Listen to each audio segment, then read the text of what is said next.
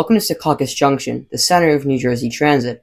Located in Secaucus, New Jersey, a small town between Bergen and Newark, this huge station serves all of New Jersey Transit's rail lines, which allows for a seamless connection between NJT's two main divisions, the Newark Division and the Hoboken Division.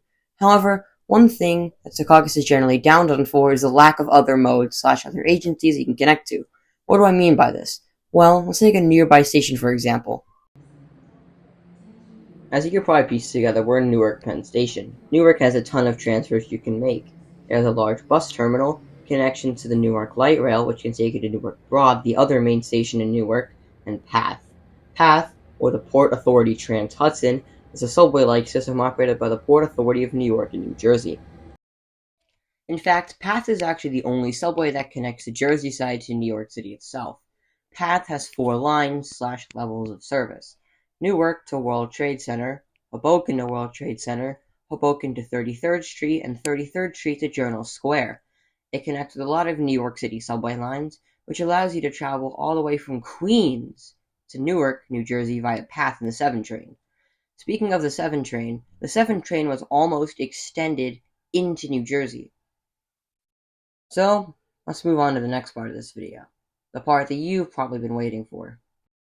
In 2010, New York Mayor Michael Bloomberg proposed extending the 7 train to Secaucus Junction. This would finally extend New York City subway over to New Jersey. The main goal was to relieve traffic on the Northeast Corridor, mainly because the Access to the Region's Core project was canceled. What is this project? The biggest public works project in the U.S. is officially dead in its tracks. The proposed $9 billion train tunnel connecting New Jersey and New York City will not move forward because New Jersey Governor Chris Christie says his state cannot afford it. Christie made it official Wednesday, saying he had rejected a variety of financial proposals offered by the federal government to salvage the tunnel. Christie said none of the options fully relieve New Jersey of responsibility for cost overruns. This decision is final. There is no opportunity for reconsideration of this decision on my part. I am done. We are moving on. The tunnel project has been on the drawing board for nearly 20 years and broke ground early last year.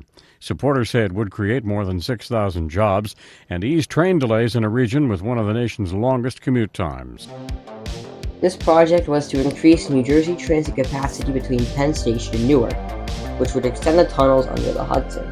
The termination of this project would eventually lead to the beginning of the Gateway program, which I'm sure you've heard of. With the termination of the ATTRC project, planners in the region still had to find a way to ease congestion on New Jersey transit.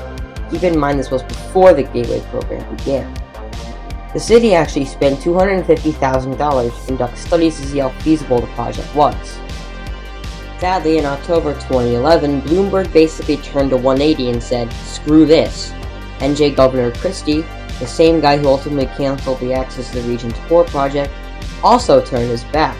This behavior isn't too uncommon with politicians, especially nowadays. Cough, cough, cough! In April 2013, the project died completely when the MTA denied the project. It was brought up again in 2018, but nothing came of it. But this begs the question, should the 7 actually be extended to Secaucus? In a perfect world, absolutely. Extending the 7, what many think to be New York City's best subway line, to New Jersey is a great idea. The thing is, we don't live in a perfect world.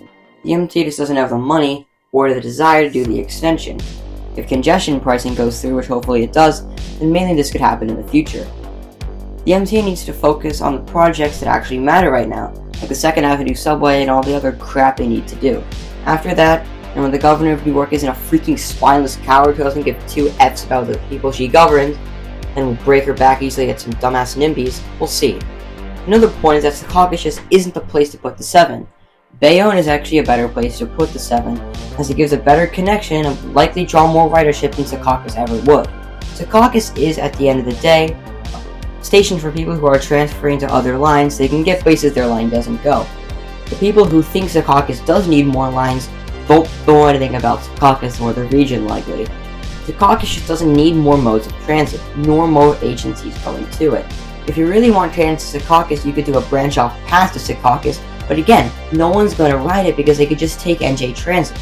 And even if the 7 was extending to Secaucus back in the early 2010s, no one would have even rode it, and it would have likely been a waste of money that the MTA could have used to spend money on much better things that actually matter. NJ Trans and the MTA have nothing to gain from bringing the 7 train to Secaucus Junction. Building new, expensive tunnels under the Hudson to go to a station that doesn't need the extension is stupid. If you really want to extend the 7 to New Jersey, go to Bayonne or something that will actually give you ridership, and maybe give you a return on your investment. Alright, I'm pretty much done here. Go ahead and subscribe if you want, because I'll be making more videos like this. See you next time.